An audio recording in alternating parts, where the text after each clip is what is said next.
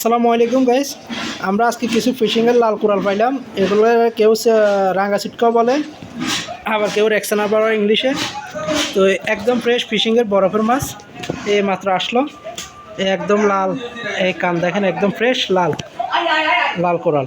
তারপরে এখানে আছে আবার লাক্ষা মাছ, একদম ফ্রেশ একটা লাক্ষা মাছের কান দেখান স্যার, ফ্যাট দেখেন, একদম টাটকা এই মাত্র আসছে। এগুলো একদম ফিশিংয়ের লাক্ষা।